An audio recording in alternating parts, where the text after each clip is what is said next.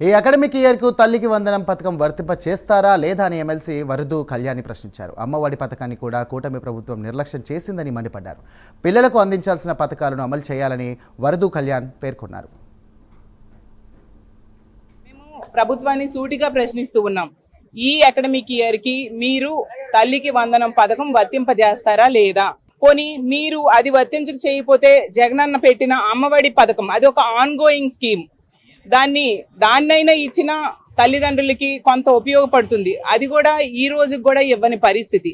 ఆ రోజు జగన్మోహన్ రెడ్డి గారు డ్రాప్ అవుట్స్ ని తగ్గించడం కోసం ఈ అమ్మఒడి పథకాన్ని ప్రవేశపెట్టి ఎంతో చక్కగా పిల్లల తల్లి అకౌంట్ లో వేసి వాళ్ళ చదువుకి సహకరించడం జరిగింది.